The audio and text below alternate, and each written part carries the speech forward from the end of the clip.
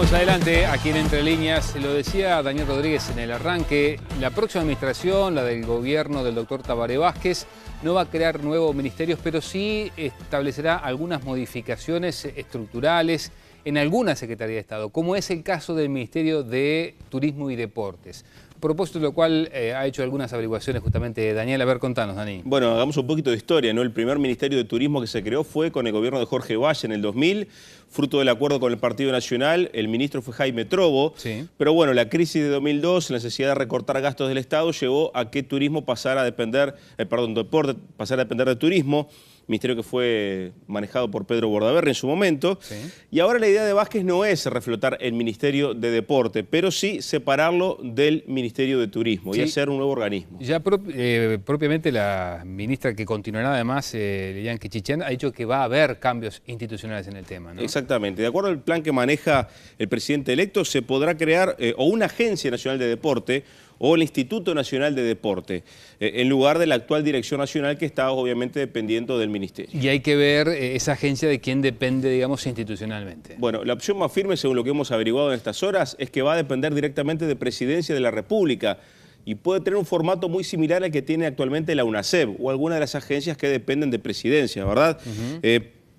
También se barajó por ahí que podía ir por el MEC, pero bueno, esto se ha descartado y lo más probable es que el presidente electo quiera llevar adelante este cambio ya en el primer año de gestión. Claro, lo que ha trascendido es que no solamente se quiere hacer foco en políticas de deporte, sino también de alguna manera una especificidad mayor del Ministerio de Turismo, que está teniendo mucho trabajo por estos últimos tiempos, ¿no? Exactamente, priorizar la actividad turística y quitarle por ahí otra área de trabajo al ministerio y por otro lado también trabajar con el tema del deporte de forma diferente.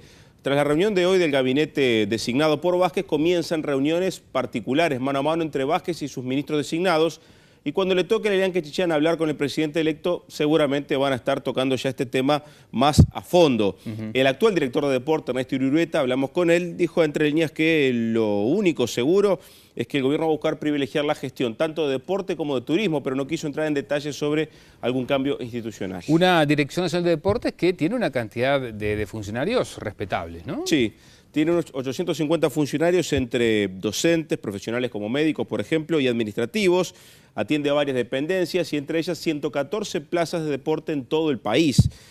Los grandes rubros son el de funcionamiento, por supuesto, como salarios, las transferencias a federaciones, una forma de apoyo que hace el gobierno a la actividad deportiva, y también a programas de desarrollo del deporte. Bueno, ¿hay alguna versión, algún trascendido de quién estará a cargo de esta futura dirección o agencia de deporte? Mucho ruido y pocas nueces. Nadie sabe muy bien por dónde puede ir, porque además también depende del nuevo vínculo y formato institucional que va a tener el deporte organizado en el Estado, por lo cual no se puede hablar ahora de ningún nombre concreto. De todas maneras, el programa de gobierno del Frente Amplio tenía ya establecido algunos postulados en la materia. Sí, y tiene que ver en el capítulo de desarrollo social. Ahí está inserto el tema deporte.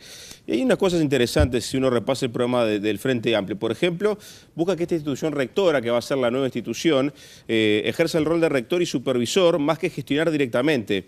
Otro objetivo es cambiar el modelo deportivo desde la actual situación artesanal a un modelo productivo, moderno, del deporte de competencia. Y esto incluye evaluar sistemáticamente a federaciones y clubes y con auditorías sobre procesos y resultados, cosa que en el deporte uruguayo normalmente se habla mucho, pero no se hace, ¿verdad? Otro punto, jerarquizar objetivos y disciplinas de acuerdo a la cultura deportiva uruguaya y a la posibilidad real de resultados internacionales. Es decir, uno puede leer, preparar deportistas ¿para qué? Para aquellos donde puedan ser competitivos y para aquellos que el Uruguay tenga las capacidades, digamos, y no entrenar y entrenar deportistas sin demasiado destino. Y después evitar la dispersión actual de apoyos al deporte. Y esto es importante, implica una decisión política al más alto nivel para conseguir adoptar un criterio sin concesiones dentro del Estado, o sea, que todo el mundo haga lo mismo, de que las medidas de política e inversión pública que se realicen en los diferentes organismos tomen en cuenta el Plan Nacional de Deporte. O sea, que aquel organismo que invierta en deporte, que ponga dinero, lo haga de acuerdo a los criterios del Plan Nacional de Deporte y no por una decisión propia. Y de repente se financian cosas que no es necesario o que le dan cierta visibilidad a algo y no responden a necesidades más urgentes. Pero bueno, coordinar en el Estado y las decisiones políticas es un viejo tema también que cruza varias áreas. Pero bueno, son algunos objetivos del deporte que están en el programa y que bueno, habrá que monitorear si se cumplen en este quinquenio. Muy bien, seguimos adelante y hablemos de conflictos y por eso le paso la posta a Nicolás Núñez. Como les habíamos dicho en el arranque de nuestro programa, vamos a recibir al dirigente de COFE, a José López, a quien le agradecemos especialmente su presencia esta noche aquí en Entre Líneas. Gracias por acompañarnos. Un gusto. Bueno, formalmente, en papel, ¿hay una oferta del gobierno de aumento a los funcionarios registrales? A raíz de lo que todos sabemos, ¿no? El fallo de la justicia, bueno, en fin. ¿Hay una propuesta firme de aumento? Sí y no. En realidad hay una propuesta, pero que excluye a los funcionarios registrales. La propuesta del Poder Ejecutivo está planteada en un proyecto de ley que establece, diríamos, una norma de cómo se va a definir el ajuste en función de estos enganches que se han generado a raíz de la equiparación de los ministros a los senadores. Sí. Y bueno, toda una cadena de enganches que vienen desarrollándose allí. Y bueno, y esta propuesta evidentemente deja fuera a 2 de los 3 sectores que representa COFE, que son el registro civil y los registros públicos. ¿Y hasta cuándo ustedes esperan una nueva señal por parte del Ejecutivo o una propuesta que abarque también a estos trabajadores? Bueno, en esta reunión que tuvimos el viernes, donde participó el secretario de la Presidencia de la República, el subsecretario del Ministerio de Economía, el ministro de Educación y Cultura y el director general de Educación y Cultura. Ahí el ministro de Educación y Cultura dijo que ellos estaban abiertos a seguir discutiendo, que seguramente había espacio como para avanzar en alguna otra cuestión, pero evidentemente no hubo conformidad por parte de la delegación de los trabajadores en relación a esta propuesta que se había volcado allí, y de hecho hoy ya se están definiendo algunas medidas por parte de los compañeros registrales, medidas que van a ser bastante fuertes, ¿no? Medidas que van a ser bastante fuertes y que empiezan a aplicarse. Ya creo que entre mañana y pasado hay un paro de 48 horas del registro civil. El miércoles se está reuniendo Fiscalía para tomar una posición al respecto también, y en las próximas horas Registros Públicos podría llegar a endurecer las medidas, ¿no? O sea, más allá de la disposición que planteó Ehrlich, para ustedes el tiempo de negociación se acabó y hay que empezar a profundizar el conflicto para avanzar. Y sí, evidentemente nosotros íbamos con una expectativa que para nada fue colmada, ¿no? Si bien siempre se manejó un porcentaje que como en cualquier negociación uno pensaba que podía ser inferior a lo que se estaba planteando, que era ese famoso 26%, en realidad la propuesta no solo en el porcentaje es muy diferente, sino que excluye a 2 grandes sectores de los que estaban en conflicto, lo que implica bueno, una situación bastante complicada para estos sectores que bueno, han definido profundizar las medidas. Bien. Y yo sé que este aumento salarial, en realidad retroactivo, está vinculado a otra determinación y no tiene que ver estrictamente con los planteos salariales de COFE. Ahora, como dirigente de COFE, ¿se plantea en algún momento, bueno, si este núcleo de funcionarios es beneficiado, entre comillas, por este aumento salarial, ¿no habría que tomar también en el día de mañana, cuando haya una nueva negociación, una consideración especial con el resto de los trabajadores de la Administración Central? No, nosotros tenemos claro de que el tiempo de la posibilidad de ajustes salariales... No para ahora, pero más para adelante, para compensar compensar después. De gobierno está cerrado. Sí, claramente tenemos un posicionamiento de cara a lo que va a ser la nueva ley de presupuesto con el nuevo gobierno. Allí nosotros entendemos de que, y para eso nos estamos preparando, porque creemos que ha habido durante todo este segundo periodo de gobierno del Frente Amplio una postergación importante a los sectores de la Administración Central. Por lo tanto, nosotros estamos preparando con técnicos especializados en la materia un documento que de alguna manera refleje lo que ha sido la evolución en el salario de los trabajadores de la Administración Central, que han tenido un congelamiento durante estos últimos 5 años, más allá del crecimiento de la economía. Y con ese documento va a ser la base para pedir bueno, un crecimiento salarial acorde al crecimiento, diríamos, económico que ha tenido el país. Pero tenemos claro que esto va a ser una cuestión vinculada a la ley de presupuesto del próximo gobierno y no tiene nada que ver con esta situación que hoy se está viviendo en los registros públicos. Ahora, a grandes rasgos, hoy se reunió Vázquez con su nuevo gabinete. ¿cuánto más o menos ustedes entienden que ha quedado rezagado el salario de los trabajadores de la Administración Central en este periodo de gobierno? ¿Cuánto debería haber aumentado y no aumentó?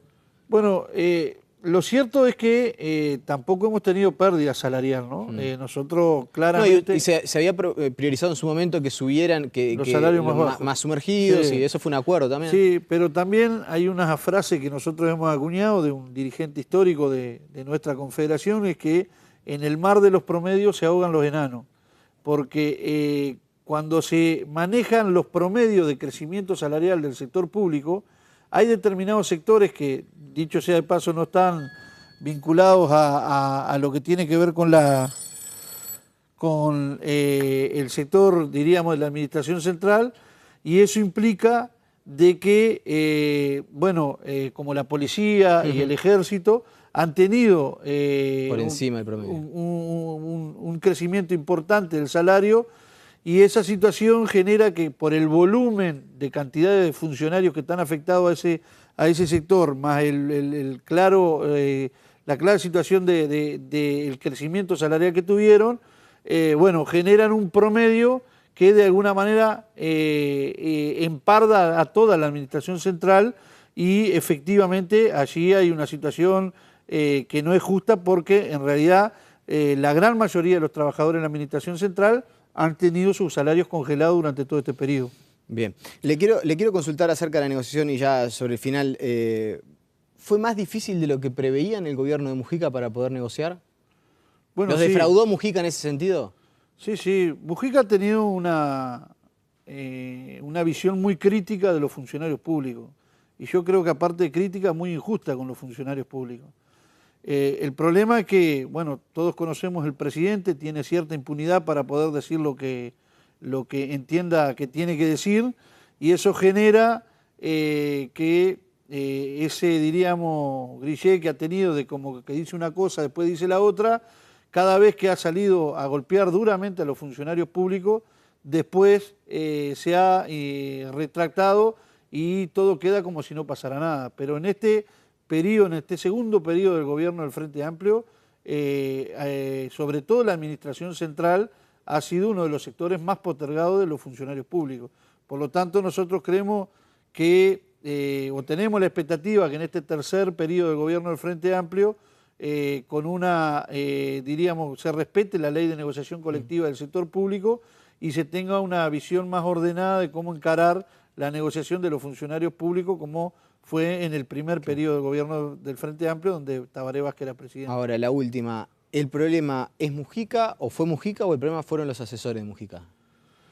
Bueno, el que corta el bacalao es el presidente de la República, y los asesores los elige él. Por lo tanto, si él se deja asesorar con gente que quizá no ha estado a la altura de la circunstancia, en definitiva la responsabilidad directa es del presidente de la República. Desde su punto de vista, los encargados de la negociación salarial con COFE o del diálogo con los trabajadores no estuvieron a la altura de la circunstancia.